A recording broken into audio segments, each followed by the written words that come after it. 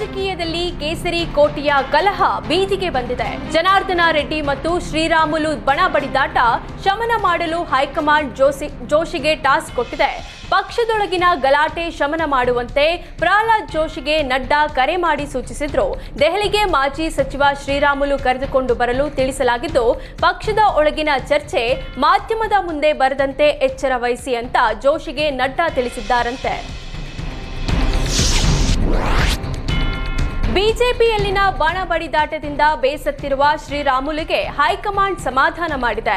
ಪಕ್ಷ ಬಿಡುವ ವಿಚಾರ ಮಾಡಬೇಡಿ ಅಂತ ಶ್ರೀರಾಮುಲುಗೆ ಹೈಕಮಾಂಡ್ ಮನವರಿಕೆ ಮಾಡಿದ್ದು, ನಿಮ್ಮ ಸಮಸ್ಯೆ ಬಗೆಹರಿಸ್ತೀವಿ ಅಂತ ಭರವಸೆ ನೀಡಿದೆ. ವರಿಷ್ಠರ ಭರವಸೆ ಬೆನ್ನಲ್ಲೇ ಬಿಜೆಪಿ ಬಿಡಲ್ಲ, ಬಿಜೆಪಿಯಲ್ಲೇ ಇರ್ತೀನಿ ಅಂತ ಮಾಜಿ ಸಚಿವ ರಾಮುಲು ಪುನರುಚ್ಚರಿಸಿದ್ರು. ಇದೇ ವೇಳೆ ಕಾಂಗ್ರೆಸ್ ನಾಯಕರ ಆಹ್ವಾನ ಕೇಳಿಕೆ ಬಗ್ಗೆಯೂ ವ್ಯಂಗ್ಯವಾಡಿದ್ರು. ನಾನು ತುಂಬಾ ಒಳ್ಳೆಯವರು, ಹೀಗಾಗಿ ನನ್ನ ಕಾಂಗ್ರೆಸ್ಗೆ ಬರಲು ಕರೀತಾರೆ. ನನಗೆ ಗೌರವ ಕೊಟ್ಟಿರುವ ಕಾಂಗ್ರೆಸ್ನವರಿಗೆ ಕೃತಜ್ಞತೆ ಸಲ್ಲಿಸುತ್ತೇನೆ ಅಂತ ರಾಮುಲು ಲೇವಡಿ ಮಾಡಿದ್ರು. ಜನಾರ್ದನ ರೆಡ್ಡಿ ಹಾಗೂ ಶ್ರೀರಾಮುಲು ಸಂಘರ್ಷದಿಂದಾಗಿ ರಾಮುಲು ಬಿಜೆಪಿ ತೊರೆಯುತ್ತಾರೆ ಎಂಬ ಚರ್ಚೆ ಆರಂಭವಾಗಿದೆ.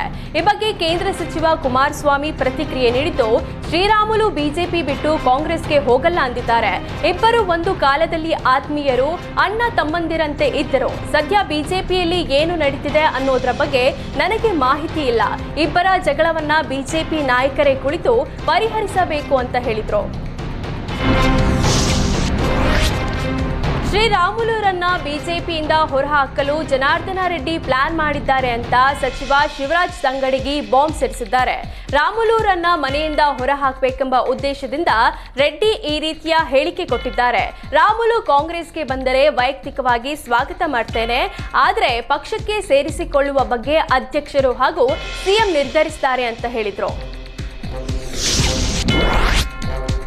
ಕೇಸರಿ ಕೋಟೆಯಲ್ಲಿ ಜನಾರ್ದನ ರೆಡ್ಡಿ ಹಾಗೂ ರಾಮುಲು ಜಟಾಪಟಿ ಜೋರಾಗಿದೆ. ಬಳ್ಳಾರಿ ಆವಂಭಾವಿಯಲ್ಲಿರುವ ರಾಮುಲು ನಿವಾಸಕ್ಕೆ ಬೆಂಬಲಿಗರು ದೌಡಾಯಿಸಿದ್ರು.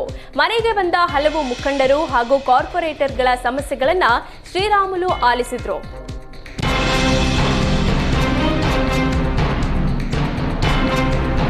ಜೆಡಿಎಸ್ನಲ್ಲಿ ಜಿಟಿ ದೇವೇಗೌಡ ವರ್ಸಸ್ ಎಚ್ಡಿ ಕುಮಾರಸ್ವಾಮಿ ಎಂಬಂತೆ ಜಟಾಪಟಿ ಶುರುವಾಗಿದೆ. ಪಕ್ಷದಿಂದ ನನ್ನ ಉಚ್ಚಾಟಿಸಲು ದಮ್ ಬೇಕು ಎಂದಿದ್ದ ಜಿಟಿ ದೇವೇಗೌಡರಿಗೆ ಕೇಂದ್ರ ಸಚಿವ ಕುಮಾರಸ್ವಾಮಿ ತಿರುಗೇಟು ನೀಡಿದ್ದಾರೆ. ಜಿಟಿ ದೇವೇಗೌಡರು ದೊಡ್ಡವರಿದ್ದಾರೆ, ಹೀಗಾಗಿ ಅವರ ಬಗ್ಗೆ ಮಾತಾಡಲು ಹೋಗಲ್ಲ, ಪಕ್ಷದಲ್ಲಿ ತೀರ್ಮಾನಿಸಿ ಬಳಿಕ ನಮ್ಮ ಶಕ್ತಿ ತೋರಿಸ್ತೇವೆ ಅಂತ ಜಿಟಿಡಿ ತಾಕತ್ ಪ್ರಶ್ನೆಗೆ ಕುಮಾರಸ್ವಾಮಿ ಕೌಂಟರ್ ಕೊಟ್ಟಿದ್ದಾರೆ. ಕೇಸರಿ ಕೋಟೆಯಲ್ಲಿ ಬಣ ಸಂಘರ್ಷ ಜೋರಾಗಿದೆ. ಯತ್ನಾಳ್ ಬಣಕ್ಕೆ ರಾಮುಲು ಸೇರಿಸುತ್ತಾ ಎಂಬ ವಿಚಾರಕ್ಕೆ ರಮೇಶ್ ಜಾರಕಿಹೊಳಿ ಪ್ರತಿಕ್ರಿಯಿಸಿದ್ರು. ಬಿಜೆಪಿಯಲ್ಲಿ ಯತ್ನಾಳ್ ಟೀಮ್ ಅಂತ ಇಲ್ಲ, ಭಾರತೀಯ ಜನತಾ ಪಕ್ಷ ಅಂತ ಮಾತ್ರ ಒಂದು ಟೀಮ್ ಇದೆ ಅಂತ ರಾಮುಲು ವಿರುದ್ಧ ರಮೇಶ್ ಕಿಡಿಕಾರಿದ್ರು. ಇದೇ ವೇಳೆ ರಾಜ್ಯಾಧ್ಯಕ್ಷ ಬದಲಾವಣೆ ಬಗ್ಗೆ ಮಾತನಾಡಿದ ಜಾರಕಿಹೊಳಿ, ಅಧ್ಯಕ್ಷ ಬದಲಾವಣೆ ಅಥವಾ ಹೊಸ ಅಧ್ಯಕ್ಷ ನೇಮಕ ಮಾಡೋದು ಹೈಕಮಾಂಡ್ ನಿರ್ಣಯ ಅಂತ ಹೇಳಿದ್ರು.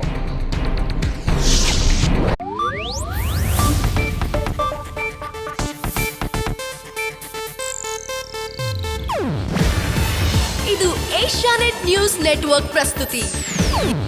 ನೀವು ನೋಡ್ತಿದ್ದೀರಾ ಏಷ್ಯಾನೆಟ್ ಸುವರ್ಣ ನ್ಯೂಸ್.